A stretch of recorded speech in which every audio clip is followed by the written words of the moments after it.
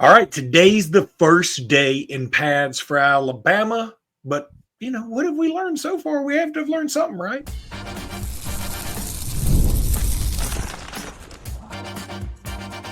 You are Locked On Bama, your daily podcast on the Alabama Crimson Tide, part of the Locked On Podcast Network, your team every day.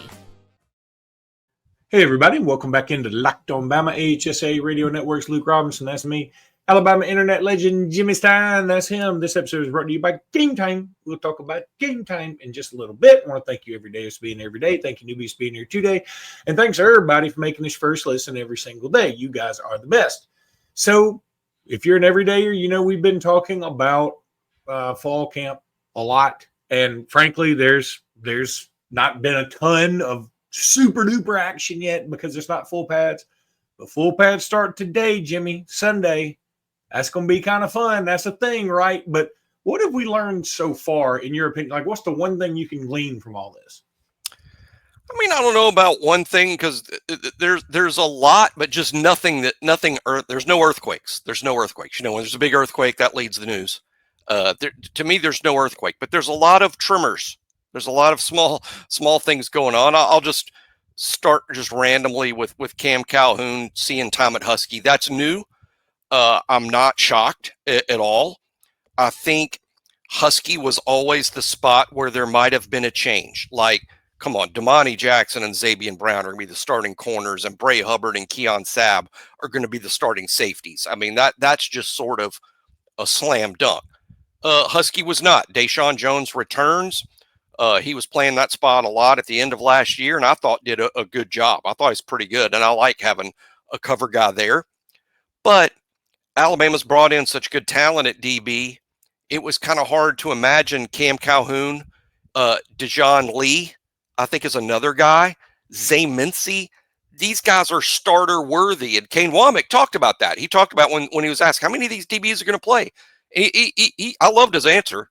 He's like, look, we have starters that are the best players, right? But if I got somebody else that's as good as the starter, why isn't he a starter too? So they're going to play. If you're playing as well as the starter, then you're going to play. And I think Zay Mincy's in that category, and Dejon Lee is in that category also at corner. So I think we're going to see a lot of these guys. But Cam Calhoun, I wouldn't necessarily say he's moved to Husky. He is still practicing with the cornerbacks, and it breaks off with the Husky when they do 5 DB things. So is he going to beat out Deshaun Jones? I'll sit here right now and guess probably yes. I mean, that's a wild guess. It's not fair to Deshaun, but just in terms of guessing and talent, and I think there's a reason he was moved there, right? I mean, why would you move him? I would guess Cam ends up winning the spot. It might have to get into the games, but when I say he's going to win the spot, like I said, Kane Womack just basically said, hey, if you're as good as a starter, you're going to play. So all these guys are going to play. But I think the news at DB, 2 things. Cam Calhoun moving there, and Keon Sabb's health is also, I'll call it an issue in the sense that Kane Womack said that Keon Sabb's ahead of where they even expected him to be rehab-wise. And it looks like he is going to play. But because there was some level of doubt about how healthy Keon was, we got to consider that an issue going, with the games ahead, is that, well, Keon's ahead of where they thought he would be. That means they thought he might not be ready or fully ready. Today we'll know more, because today we're going to know who's really in a black jersey or not, because today is contact day, full pads day, when they really start slamming into each other. Then you'll know who they think is healthy enough to go. And I think Keon Sabb, in terms of right now talking about the DBs, he's one to watch. Is he going to be a full go insofar as contact? Yep, mute thing. You're on the mute thing. Oh, God. It's like, welcome back. When's the first scrimmage? The first scrimmage is next Saturday, which is August 9th. That will be the first scrimmage next Saturday. So they got a full week to go. The first scrimmage, to me, see, fall has 2 scrimmages. Spring has 3 if you count A-Day. And even this, well, anyway, we'll get into that next spring. But 2 scrimmages in the fall. The first one to me is like a dress rehearsal, kind of like, hey, let's get back playing real football here. but we don't expect a lot because this is y'all's first time doing it. The second scrimmage is critical. That's, to me, is where roles are won, where it's determined who's going to be on the travel squad, maybe who wins final fall camp battles, because right after that second scrimmage, boom, you are in game mode then. Now it's, okay, we gotta get ready to play a game and win a game just 2 weeks from today. So the scrimmages will be Saturday the 9th, Saturday the 16th. What do we expect today then? I mean, full pads. It doesn't sound like Lots Brooks will be out there. At least he'll be in a black jersey, I guess I should say. He's Probably dealing with a little something. He's in a boot, right? He's in a boot, so obviously it's a lower leg thing. Now, keep in mind, a boot. It'd be weird if it was a wrist injury and he was in a boot. Yeah. His shoulder is so bad, we put him in a walking boot. No, it's something with the lower leg, obviously. But one thing about when I hear boot, especially the Saban staff is like this, and they still have the same trainer in Jeff Allen, so probably nothing's really changed. They'll put you in a walking boot if you're, if you stepped on a Lego. If you stepped on a Lego, and we all know, all of us who have barefoot stepped on a Lego know that's going to put you on the IR, at least for a minute. So they'll put you in a boot if you stepped on a Lego, but it could also mean something serious. It can, but I don't panic or freak out at all when I hear, oh my gosh, she's in a boot. No, that's not an oh my gosh thing. That could be very minor. Hey, and it's fall camp. All 85 players on scholarship, and I think actually the number's around 82, 83, all on scholarship. They're all going to take turns getting hurt over the next 3 to 4 weeks. They're just going to take turns getting hurt. If you're not getting hurt in fall camp, you're not doing it right. I mean, you got to get banged up or you're not banging enough. No, I could not agree with you more. I think you got to get, you got to break a few eggs to make an omelet, as they say. Go. So you could just, if your leg doesn't get hurt, you're not really scrimmaging or something. I don't know. Well, to me, it's like is fun. To me, it's like, I remember when I was a kid going to South Alabama baseball camp, and Coach Kittrell he insisted on everybody's jersey being dirty. I mean, that was a thing. Like, he wanted at the end of the day to have evidence on you that you were you were playing baseball. That meant you had the dirt from the baseball field on you, or you didn't play, or you weren't playing right.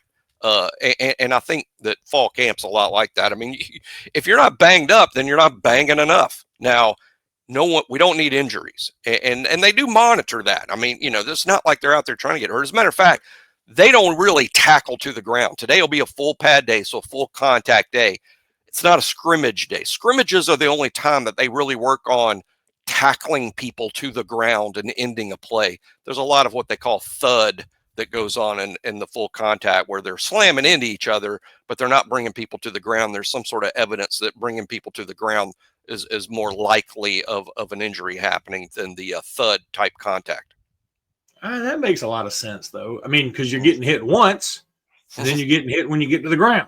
So, I mean, there's twisting and turning to get people to the ground. Normally you hit them, and if you wrap them up, you're twisting and turning, and people's cleats are stuck in the grass. Well, there's also a natural inclination if you start falling to put your hand back. And let me tell you something. We don't fall the same way we used to. As evidenced yesterday, I was at Montgomery Whitewater with my daughter, my wife, and my niece. They're 8, 9-year-old, 8, 10-year-old maybe. And so we had to do the easiest course on the Montgomery Whitewater. It's like this little man-made pool thing. It's really cool. I'd encourage anybody to go. But and we had a boat to ourselves, and we had one guide, of course. And he said, all right, this one's called Geronimo. And, you go down the thing, you pick your hands up and go Geronimo. Well, we did that. And then we got sort of shifted off to an eddy. So we had to come back around and catch it again. And then the guide fell off, and we were like, oh God, this isn't supposed to happen. Oh. And so, we got him back in, and then we did it again, and I fell off. And so, and when I fell off, I swear to you, splashed. Where's your phone? See, that's my first thought every time I see somebody fall in the water. Where's your phone? No, my first thought was this, because I'd already left my phone in the locker. Was, God, I don't know how to fall anymore. That's really what I thought, because I was like, usually when I used to fall, I had an idea of where my head was. Did you fall into the water? When I came out of fell the into water, water, right? Yeah, I did fall in the water, but they're rocks and they're like man-made little cylinder, concrete cylinder things to try and give you rapids effects and stuff. And I was like, when I came out of the water, I was like, I had to make sure that, okay, I'm not hurt, right? Like it used to be when I would fall, I would know I had a better sense of myself.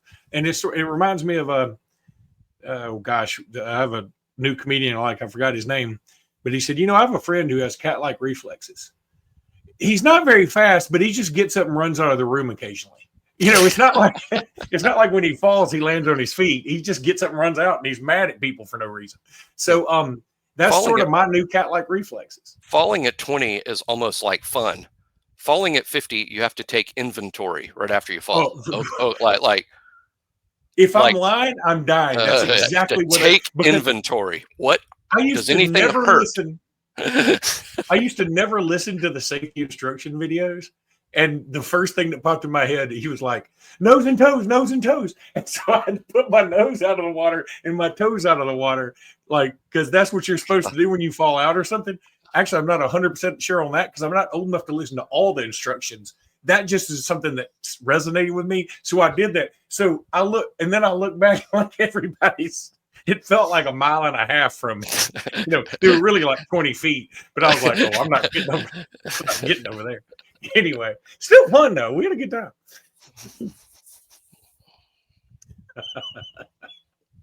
So dumb. Yeah. Time to fuel up and turn it up with 5-hour energy transfusion. Boy, I could use one this morning because I'm telling you, that thing took the life out of me yesterday. It brings the bold grape, ginger, and lime flavor of your favorite golf drink minus the alcohol into a quick, energizing shot. Whether you're sinking birdies or just making memories with friends, this one's a hole-in-one for your energy game. Let's be honest. Some days on the course or off of it, you just need a boost to stay sharp and energized. Lord knows I'm going to need one today. Golf is all about good times with good people, and good times, of course, require good flavors. The grape ginger lime flavor gives you the best parts of your clubhouse go-to drink without chasing down the beverage cart. Look, if you go to 5hourenergy.com today, that's the number 5hourenergy.com. You can use my promo code LOCKEDONGolf to receive a 20% off your order code, Locked On Golf. That's what you want to use. This offer is only valid until September 30th on one order and cannot be used with other promotions. The code is not good on subscription orders. Whether you're meeting up with friends or trying to turn 18 holes into 36, get the energizing boost you need to power through. Order transfusion flavored 5-hour energy shots today. Yes, do it today. And yes. It's so hard. Like when I'm at home and I don't have my monitor. Yeah. I don't have my monitor. So when you said play 36 holes, and I love golf, I do love golf, but when you said play 36 holes, I felt my body get tired. So I need that 5-hour energy. Maybe today I'm getting some 5-hour energy. My whole body just felt like playing 36. And then I was like, oh gosh, I don't know that I could do that. Golf is so unfun to me by hole 5. I wish golf was 5 holes. That's what it needs to be. That's when I quit having interest. So, all right. So what do you expect today from practice? What are we hoping to see? What do we want to know about? Well, here's some stuff that just happens, and that's the true freshmen. The people that were the kids that have just arrived, and even the ones that have been on the team just since January. I mean, first day of full pads. It's really like welcome to the SEC day for a lot of young players. I mean, where it's like, oh, this is going to be difficult because they're out there, just less than a year into strength and conditioning and going up against guys that have been in a professional strength and conditioning program for 3-4 years that are just more mature, huge, fast. And so it is kind of a welcome to the SEC day for the young guys, particularly the ones that got there this summer. But even the ones that were there in January. It's a day for some players that play more physical positions to make a move. I heard a coach, and I've been watching a ton of football on SEC Network and NFL Network, and I did hear a coach just this week talk about how pads are the day you find out in particular two positions, running back and offensive line. Running back, why? Because running backs don't play in space. They try to manufacture their way into space, but they don't play in space. If you're running back at Alabama, if you're running back in the SEC, you have to learn to play through contact or you're not going to play. So you really find out about backs and how they deal with contact and offensive line until they put on their pads and really start hitting people and blocking full speed pass rushers and try to move bodies.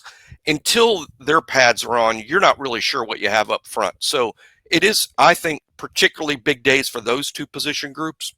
But really, football is played in full pads, and until you're wearing full pads, you're not really playing football. Today, they will play football.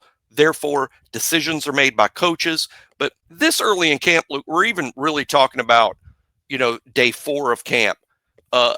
Really, everyone's just trying to get in football shape. And by that, I don't mean the conditioning stuff. They've been doing that for months. What I mean is football shape. Soon, they will have to play a game, and they have to be in 100% football physically ready to play that game in Tallahassee. And it's going to be hot over there, by the way. It's going to be warm. It's hot in Tuscaloosa. It's going to be hot in Tallahassee. Yeah, that's one thing that's positive. I did a crossover with Brian Smith of Locked On Seminoles and put it out Saturday. And, it was funny. I asked him, I said, Brian, are you going to the game in Tallahassee? He said, there's no way on earth I'll go to a 2:30 game in late August in Tallahassee. That'll be an absolute literal swamp. Just people's sweat creating puddles everywhere. And I was like, okay, well, I guess you don't work for the Chamber of Commerce. I'm going. But so yeah, I was like, I know it's going to be hot. Florida State guy not going because it's too hot. Yeah, and I'm like, I'm going like a fool, but I feel like I always like to go to away games. I always think they're more fun. So, but you're right about the running back thing, and one running back that seems to be catching everybody's eye. And I guess I've kind of glossed over it a few times because it's so hard for me to get to buy into somebody that I just hear rumors about sometimes. Yeah. You tell me who and I can confirm. I know a name at back, so I'm interested to see if this name matches up. Dre Washington. That's it. Yeah. I mean, he's been a little bit of a thing early in fall camp. I think this is 100% factual. Well, because I know about Daniel Hill from high school and his little bit of time at Alabama, and I know about Kevin Riley. I obviously know about Jam Miller, and obviously know about Richard Young.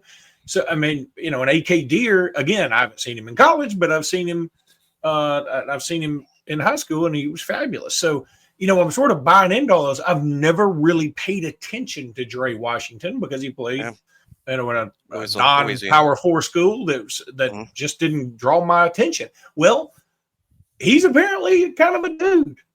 Yep. A couple things about that. First of all, and we talked about this past spring when they signed Dre. I expected Dre Washington to emerge this spring as the clear number 3 behind Jam and Rich and be kind of part of a rotation because the third guy plays quite a bit. And last spring I was projecting, okay, I think the 3 will be Jam, Rich, and Dre. Well, really, Daniel Hill sort of stole the show this spring. Daniel Hill emerged as the third guy, and he was more impressive than Dre, as I guess Dre was getting his feet wet. Now we're at the fall, and now we're in crunch time. Let's remember Dre's a senior. He's in what we would call the contract year. It's now or never time for Dre, and now he's showing out, and I'm not surprised. I went back and watched when we recruited Dre Washington and signed him, and I was a little like, why would they do this? And then I went and watched the tape, and I think we all know he wasn't even the starter at Louisiana, and that gave everybody pause, gave me pause too. Like, what do you get? So I went back and watched. He's got a highlight tape of at Louisiana. I watched his highlight tape, and I came away from the highlight tape going, how in the heck is he not the starter? I mean, it's impressive. I love the combination of he's physical for his size, and he had no problem running through contact. We just talked about it earlier in the show. He sort of feasts on the contact. I mean, and I think that's why he's going to transition well to the SEC. He looked like an SEC back to me on his highlight tape at at Louisiana, you're saying that's just the Sun Belt. Let's remember this: the best running back in the Sun Belt last year, probably a guy named Ahmad Hardy at Louisiana Monroe. He transferred to Missouri. He's going to be their starting back, and they're saying this kid is in the NFL. They love Ahmad Hardy, and they think he's going to be one of the best backs in the league this year. He was in the Sun Belt last year too. So don't just write him off because he was in the Sun Belt. And as we all know, Louisiana Lafayette's a good. Hey, we got a transfer from there a couple years ago at DB. Trey, Trey, the dude that went to Ole Miss. Amos? Trey Amos. Yeah. I was brain farting on that last name. Trey Amos. He went to Ole Miss. What a weird last name. It's like it was Trey. Trey. The dude that was going to transfer to Ole Miss. I mean, yeah, boy, he was and then he did. His destiny was put out there for him. Yeah, and now he's in the NFL, and I'm just saying, my hope for Dre is that he locks down. Nothing against Daniel Hill. I think the Daniel Hill story this spring is great, and Daniel Hill will be back, next year, and probably a major contender to be a significant back. Imagine if we play three backs primarily, Jam and Dre are seniors, so we kind of have a remade running back position next spring, and I would expect Daniel Hill to be a big part of that. But Dre, I'm cool with. I'm excited to see him, but I'm still hoping Jam Miller takes a developmental step and goes from, like I've said before, what I would like to see from Jam Miller is go from a day 3 back to a day 2 back. That's a big jump. It is a big jump. Let me tell everybody about Game Time. We've all been there, logging on early and waiting forever for concert tickets to go on sale, only to lose your spot for a show that you've been dying to see. Live music should be about making memories, not dealing with the stress of ticket shopping. That's where Game Time comes in. Game Time makes getting concert tickets faster and easier than ever. Prices actually drop as it gets closer to showtime. And you can save up to 60% off with their killer last-minute deals. So if you're tired of endless scrolling, trying to find your best deal, Game Time's Zone Deals pick the best seats in the section for you. With Game Time, you can the price you see is the price you pay, no hidden fees. Worried about what happens if plans change? The Game Time guarantee has your back with cancellation protection and more. Take the guesswork out of buying concert and show tickets with Game Time. Download the Game Time app today, create an account, and use code LOCKEDONCOLLEGE for $20 off your first purchase. Terms do apply, but you could say that every morning. Again, create an account and redeem code LOCKEDONCOLLEGE for $20 off. Download the Game Time app today. Last minute tickets, lowest price. Jimmy Stein guarantees it. All right, some people hate when I do this, but I'm going to tell you kind of a funny story that my daughter told me. So she was at some kind of camp or some art camp. That's where she was at, art camp. And she was the only third grader. Like she wanted so badly to go because she's been going. Well, like they only do this up to like second graders. And she was like, I'm the oldest person here. I don't want to do this anymore. So she was talking to her art teacher about something like I can't remember what it was. And it came up. She was like, well, my dad has a podcast about Alabama football. And the teacher was like, really? So the teacher pulled it up. And so all the students were watching you and me do a podcast. And Sela said, I mean, she didn't say it like this, like with all this backdrop to it, but it apparently was totally silent. And they were sitting there watching for like 10 full seconds. And then all of a sudden somebody goes, Sela, is your dad fat? And I was like, oh my God, why would you, first of all, why would you tell the camera on here adds 10 pounds? We all know this. Secondly, why would you tell me this? And then, so I'm so mad about it. You're mad about it. Later on, I'm taking a shower and I'm shaving in the shower. And I kid you not, you can see like this little mark right here on my neck. It's a shave from cutting. And you know why I cut it? Because the folds of my neck got caught up in something. And like, only a fat person would cut their neck like this. And I was like, okay, I can't be mad at anybody. And that's why I left the shower and went for a jog.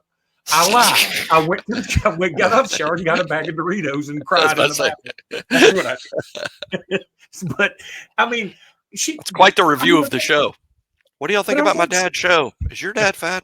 I mean, I was like, nobody said, hey, this is cool. No, is your dad fat? Nobody talked about the nuanced breakdown of the depth chart. Like, that's a nuanced breakdown of the depth chart from your fat like dad and his old fat friend. Yeah, they didn't mention anything about your old Okay. butt, but they Yeah, like well, I was like, was it so? It was close enough to where she was like, "Hey, look, I think he's fat, but I'm not sure. Can somebody confirm? You know, can y'all look at this blob on the screen and confirm for me?" But anyway, all right, let's talk about position battles. I saw and I don't even know. I'm not going to call this a battle. LT Overton is going to be number one, but BOL was talking about this about how, hey, Jordan Renaud and Keon Keely, they might be a problem this year. Now, again, I'm gonna reserve full judgment until they do something. But I'm a little more excited now. Like I've heard you say Keon Keely a bunch. I've heard a few other people say it, but I've almost felt like it's a throwing Keon Keely a bone thing occasionally, in a sense that, like, hey, he's been there so long and he's toughed it out. You got to love that, right? Well, he's ready, but he's ready to be a dude. I think he's ready to be a dude. I'll go as far. I'm going to call it a prediction. Let's say it's a prediction. I think the Keon Keely that we're going to see this fall is ready to be the starter. He's ready to be the starter. He's just not more ready than LT Overton is. He might not even be more ready than Jordan Renaud is. But Keon Keely, I think, is now ready. He's ready, or would be a quality SEC starting bandit. And hey, and it took a while. And there's every logical reason in the world it took a 240-pound linebacker a little while to develop into a 280-pound hand on the ground defensive lineman. That was always going to take a while. It's just that when we recruited Keon Keely, a lot of people expected for him to stay a 240-pound linebacker and be the same kid that you recruited. But his body underwent significant change and his position underwent a massive change. So it took 3 full years, but he's ready. And boy, Alabama's in such good shape at Bandit. Those three guys. I mean, on the one hand, you don't want to take LT Overton off the field. He's probably the best player on the whole defense. I ranked him number 2, on our roster ranking, second best player on the whole team. You don't want to take him off the field, but at the same time, you got to give Jordan Renaud and Keon Keely snaps because they're starter worthy. Now, there will be some instances, Luke, where I think situationally you probably play with 2 bandits. And by that would mean when you need to be big. When you need to be big, take a wolf out, put a bandit there. Now, Alabama also has a wolf that's 20 pounds bigger than all the other wolves, Jamarian Latham. Maybe you just use him in that role. But there will be situations where you want to get bigger up front and play 2 bandits, just like there'll be situations where maybe if it's 3rd and 10, you play 2 wolves outside, slide the bandit inside, and get the nose guard off the field. I'll tell you something else. And then, boy, I'm not trying to be negative or anything, but you know what? I had the thought today that I always kind of forget somebody's still on the team because it's hard to keep up with all these players that have come through, especially in the Saban era. Because people just is rotate through, and in the transfer era, people are rotating through all the time. But Keon Keely used to be somebody I would forget was on the team. The guy that now I forget is on the team, that is in that area code of position, is Jamarian Latham. Yeah. Like when and I do this every day and I look at Alabama stuff all the time, but I'm saying it's hard to keep. It's sort of like, if somebody said, name all your cousins, you'd leave one out and you'd be like, well, of course I know him, but why'd I leave him out? And that's the one that I feel like, okay, Jamarian Latham may make some noise this year, and I'm just not expecting it. But I still believe in him. I'm just saying he took the spot of Keon Keely as being the guy I forget the most on the defense, which is not a great thing, but it's not his fault.